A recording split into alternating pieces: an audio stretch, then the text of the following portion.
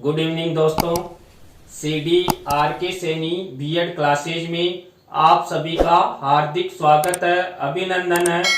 देखिए, जो आपका पेपर है अधिगम के लिए आंकलन, इस अधिगम के लिए आंकलन पेपर के अंतर्गत हमने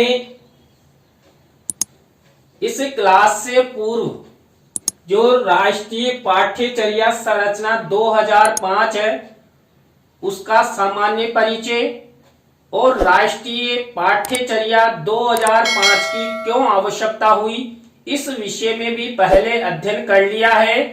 और आज की क्लास में हम राष्ट्रीय पाठ्यचर्या संरचना 2005 का भारतीय शिक्षा में योगदान। देखिए, हमारे देश में 2005 में राष्ट्रीय पाठ्यचर्या संरचना शिक्षा के क्षेत्र में प्रगति हेतु बना, तो उस राष्ट्रीय पाठ्यचर्या संरचना 2005 द्वारा हमारी भारतीय शिक्षा में क्या क्या परिवर्तन हुआ। तो राष्ट्रीय पाठ्यचर्या 2005 का भारतीय शिक्षा में क्या योगदान रहा उस विषय में हम अध्ययन करते हैं। इस विषय अंतर्गत पहला बिंदु है भाषाई शिक्षा। देखिए, राष्ट्रीय पाठ्यचर्या संरचना 2005 के द्वारा जो भारतीय शिक्षा है, इस भारतीय शिक्षा में भाषाई शिक्षा का विकास हुआ। इस राष्ट्रीय पाठ्यचर्या के माध्यम से जो भारतीय भाषाएं हैं, आप सभी को पता है कि हमारे संविधान में 22 भाषाओं को मान्यता प्रदान की गई है। तो इस राष्ट्रीय पाठ्यचर्या संरचना के माध्यम से जो हमारी भाषाएं हैं उनके विकास में बहुत सहयोग मिला। जो विद्यार्थी हैं वो एक से अधिक भाषाओं के अध्यापन में सक्रिय हुआ। किसके माध्यम से? राष्ट्रीय पाठ्यचर्या संरचना 2005 के माध्यम से।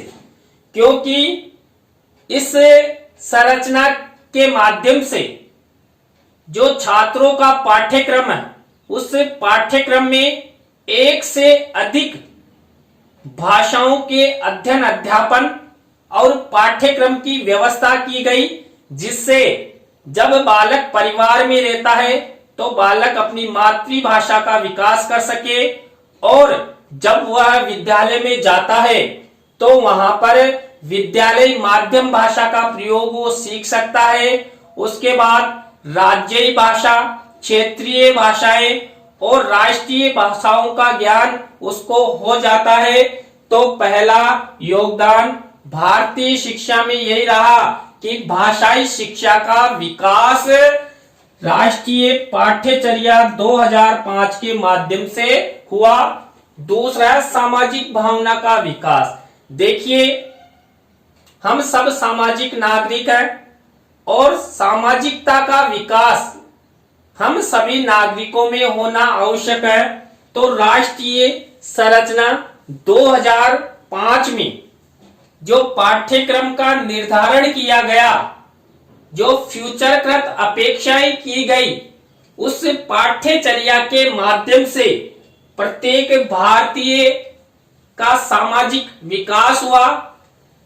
समाज में रहना, आपस में सहयोग की भावना का विकास होना, एक दूसरे को आगे बढ़ाना और हमारे समाज की प्रगति निर्धारित करना राष्ट्रीय पाठ्यचर्या 2005 के माध्यम से संभव हुआ। क्योंकि जब ये लागू हुआ तो उस समय हमारी भारतीय शिक्षा की स्थिति ठीक नहीं थी, और राष्ट्रीय पाठ्यचर्या 2005 का निर्माण होते ही हमारी भारतीय शिक्षा में उत्तरोत्तर प्रगति हुई, छात्रों का पाठ्यक्रम सुधारा गया और छात्रों को कौन सी शिक्षण विधियों के माध्यम से कैसे पढ़ाया जाए, इन सब विषयों पर चर्चा की गई।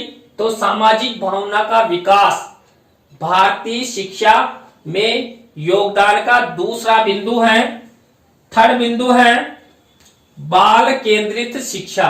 देखिए, राष्ट्रीय पाठ्यचर्या संरचना 2005 के माध्यम से भारत में बाल केंद्रित शिक्षा का विकास हुआ।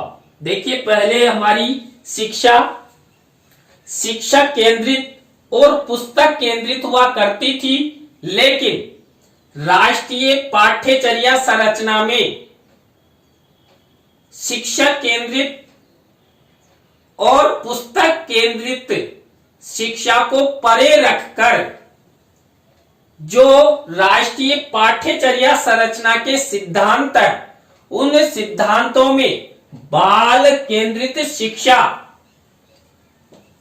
के बारे में बताया गया है कि वर्तमान समय में बालकों को बाल केंद्रित शिक्षा के माध्यम से, यानी कि बालकों को शिक्षा का मुख्य अंग, प्रधान अंग, आधार स्तंभ मानते हुए बालकों की इच्छाओं, बालकों की क्षमताओं, बालकों की अभिवृत्तियों के आधार पर बालकों को शिक्षा प्रदान की जाए, जिससे बालक शिक्षा के प्रति रुचि ले सके, सक्रिय हो सके, अच्छा अधिगम वो कर सके और बाल केंद्रित शिक्षा के माध्यम से जो वो ज्ञान प्राप्त करेंगे, वो ज्ञान स्थायी होकर उनके फ्यूचर निर्माण में सहयोग करेगा। तो बाल केंद्रित शिक्षा का प्रचलन राष्ट्रीय पाठ्यचर्या 2005 के माध्यम से हुआ। ये हमारे चैनल का कीवर्ड है CDRK सैनी। इस कीवर्ड द्वारा आप गूगल, यूट्यूब, विडमेट, फेसबुक पर CDRK सैनी कीवर्ड द्वारा डालकर हमारे सभी यूट्यूब चैनल के वीडियो, चाहे साइकोलॉजी से संबंधित हो, संस्कृत से संबंधित हो, कंपटीशन से संबंधित हो, या टेक्निकल से संबंधित हो, या नॉलेज से संबंधित हो, उन सब का ज्ञान आप CDRK सैनी कीवर्ड द्वारा सर्च कर हमारे चैनल को सर्च करें, सब्सक्राइब करें और उन पर अपलोडेड वीडियो का अधिगम करें। तो इस प्रकार हमें जो राष्ट्रीय पाठ्यचर्या संरचना 2005 का भारतीय शिक्षा में योगदान का अध्ययन कर रहे हैं, इसी अंतर्गत चौथा बिंदु है छात्रों एवं शिक्षकों को अच्छा अनुदेशन। देखिए, राष्ट्रीय पाठ्यचर्या संरचना 2005 जब लागू किया गया तो इसके सक्रिय होने के साथ ही छात्रों एवं शिक्षकों को अच्छा अनुदेशन मिला, मार्ग निर्देशन मिला कि आप छात्रों को, शिक्षक को तो ये मिला कि आप छात्रों को किस प्रकार, कौन सी विधियों से, कौन से तरीकों से पढ़ा सकते हैं, जिससे छात्र शिक्षण के प्रति रुचि ले सके, सक्रिय हो सके और छात्रों के ऊपर जो शिक्षा का बोझ था, उस बोझ को कम करने का प्रयास किया गया, जिससे छात्र भी शिक्षा के प्रति रुचि लेते हुए, सक्रिय होते हुए नियमित विद्यालयों में आकर शिक्षण ग्रहण करें और अच्छा ज्ञान वो प्राप्त करें। इसके बाद देखिए, विद्यालयों की पर्याप्त व्यवस्था। राष्ट्रीय पाठ्यचर्या संरचना 2005 के लागू होते ही हमारे देश में जो शिक्षा के केंद्र हैं, विद्यालय हैं, चाहे प्राथमिक विद्यालय हो, माध्यमिक विद्यालय हो या उच्च माध्यमिक विद्यालयों हैं, उन विद्यालयों की पर्याप्त मात्रा में व्यवस्था की जाने लगी। आज आप देखिए प्रत्येक छोटे से गांव में प्राथमिक विद्यालय हैं। थोड़ा जब हम बड़े गांव में जाते हैं यानी तहसील स्तर पर, तो वहां पर अनेक विद्यालय मिलेंगे। प्राथमिक, माध्यमिक, उच्च माध्यमिक, और गर्ल्स के अलग रहेंगे, बॉयज के अलग रहेंगे, कॉमन विद्यालय अलग रहेंगे, और साथ ही निजी विद्यालयों की भरमार तो बहुत ज्यादा ही होती है। तो इस तरह प्रत्येक गांव में विद्यालयों की पर्याप्त व्यवस्था हुई, और विद्यालयों की पर्याप्त व्यवस्था होने से प्रत्येक छात्र विद्यालयों के लिए प्रस्थान करने लगे, विद्यालयों में अपना नामांकन करवाने लगे, और शिक्षा के प्रति रुचि लेते हुए अपना फ्यूचर निर्माण करने का प्रयास वो करने लगे। प्रजातांत्रिक मूल्यों का विकास, देखिए शिक्षा के माध्यम से ही प्रजातांत्रिक मूल्यों का, लोकतांत्रिक मूल्यों का विकास हो सकता है। देखिए बालक को जब शिक्षा प्रदान की जाएगी, बालक जब शिक्षित होगा तभी उसको पता लग सकता है कि हमारे देश के प्रजातांत्रिक मूल्य कौन कौन से हैं, किस तरह हमें देश को आगे बढ़ाना चाहिए, सभी धर्मों के प्रति सद्भाव रखना चाहिए, हमारे देश की एकता व अखंडता को बनाए रखना चाहिए, प्रेम रखना चाहिए। इन सब प्रजातांत्रिक मूल्यों का विकास शिक्षा के माध्यम से ही हो सकता है। इसलिए राष्ट्रीय पाठ्यचर्या 2005 के माध्यम से भारतीय शिक्षा में प्रत्येक छात्र छात्रा में प्रजातांत्रिक मूल्यों का विकास हुआ, क्योंकि शिक्षा की लगातार प्रगति हुई। और आज वर्तमान में आप देखिए हमारी शिक्षा लगातार बहुत तेजी से आगे बढ़ रही है।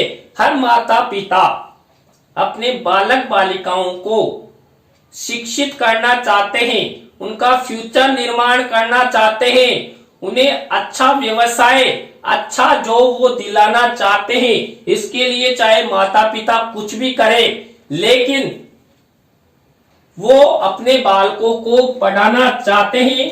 इसके बाद नेक्स्ट बिंदु है सीखने की प्रक्रिया का विकास। देखिए सीखना, अधिगम की प्रक्रिया का विकास हुआ राष्ट्रीय पाठ्यचर्या संरचना 2005 के द्वारा, क्योंकि शिक्षण प्रक्रिया में नए नए संसाधनों, नई नई तकनीकियों, नई नई शिक्षण विधियों के माध्यम से, शिक्षण उपागमों के माध्यम से एक अध्यापक के द्वारा छात्रों को पढ़ाए जाने लगा।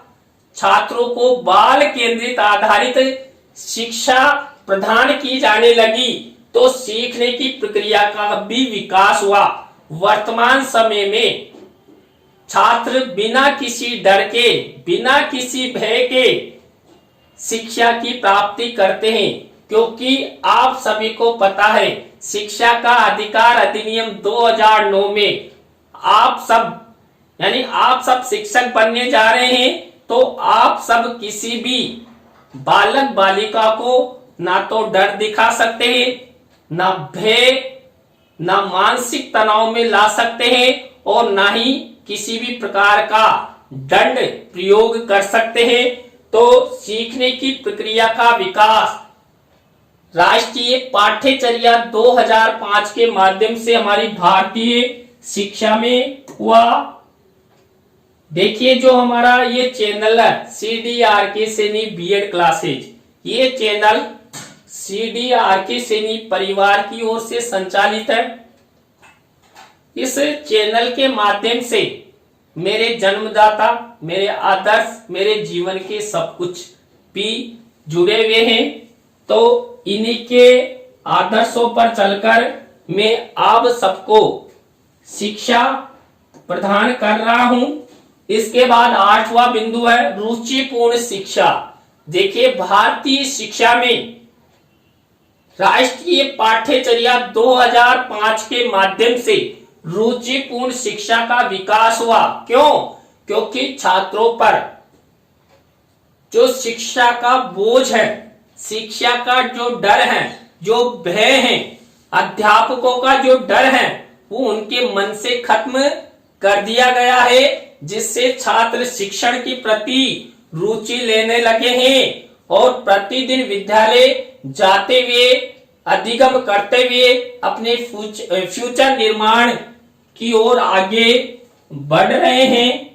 इसके बाद शिक्षण उद्देश्यों की पूर्ति। देखिए, जो भारतीय शिक्षा है, उस भारतीय शिक्षा के उद्देश्य और साथ ही शिक्षण के जो उद्देश्य हैं उनकी पूर्ति हुई है। किसके माध्यम से?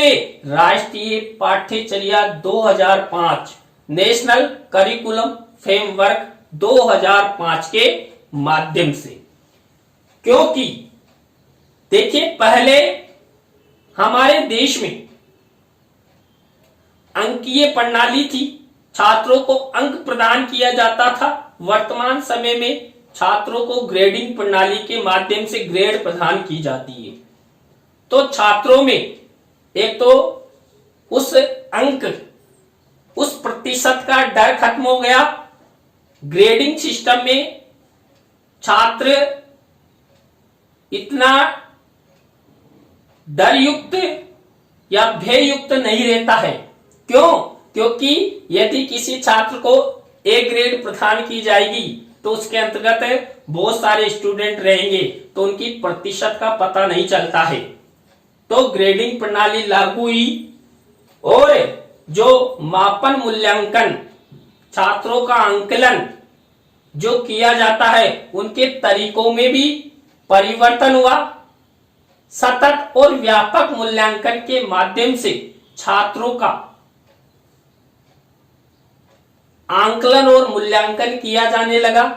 छात्रों पर आंकलन और मूल्यांकन का एकदम से लास्ट में, सत्र के अंत में लोड नहीं रहा। छात्र आराम से उन विषयों का अध्ययन करते हुए शिक्षण उद्देश्यों की पूर्ति करने लगे। माता पिता, अभिभावकों की सहभागिता। देखिए, वर्तमान शिक्षा में माता पिता, अभिभावकों की सहभागिता बढ़ी है, क्योंकि सब चाहते हैं कि हमारे बालक बालिका पढ़े, आगे बढ़े, अपना फ्यूचर निर्माण करे। तो राष्ट्रीय पाठ्यचर्या 2005 के लागू होने के बाद अभिभावकों, माता पिताओं में भी जागरूकता आई कि हमें विद्यालय जाकर हमारे बालकों के बारे में, उनके ज्ञान के बारे में, उनकी प्रगति के बारे में हमें जानकारी लेना चाहिए। तो माता पिता और अभिभावक शिक्षा के प्रति जागरूक हुए हैं और विद्यालयों में जाकर अपने बालक की प्रगति के बारे में पता लगाते हैं। इसके बाद शिक्षक का सशक्तिकरण। देखिए, शिक्षक का सशक्तिकरण राष्ट्रीय पाठ्यचर्या 2005 के माध्यम से हुआ है। शिक्षक द्वारा पढ़ाने के तरीके, शिक्षक द्वारा शिक्षण, दृश्य श्रव्य उपकरणों, तकनीकी उपकरणों, उपागमों का प्रत्येक विद्यालयों में निर्माण हुआ है या सरकारों द्वारा उपलब्ध करवाए जाने लगे हैं। आज देखिए, प्रत्येक सरकारी विद्यालयों में लहर कक्ष, आप जो ये पैनल पर पढ़ रहे हैं, ऐसे पैनल विद्यालयों में तकनीकी संसाधन हमारी सरकारों द्वारा प्रोवाइड करवाए जा रहे हैं, जिससे शिक्षक का सशक्तिकरण बना है। शिक्षक की सहभागिता बढ़ी है, शिक्षक सक्रिय हुआ है और नियमित कर्तव्यनिष्ठ होकर ईमानदारी से अपना शिक्षण करवा रहा है, जिसके कारण शिक्षक का समाज में मान बढ़ा है, सम्मान बढ़ा है और समाज में अच्छी प्रतिष्ठा बढ़ी है। तो आज हमने राष्ट्रीय पाठ्यचर्या 2005 का भारतीय शिक्षा में योगदान के बारे में अध्ययन किया। आपको वीडियो कैसा लगा कमेंट्स में जरूर बताएं। यदि अच्छा लगा हो तो लाइक, कमेंट और अपने मित्रों और सहपाठियों को जरूर शेयर करें। कल इसी समय नए टॉपिक के साथ हम आपसे फिर मिलेंगे। बाय।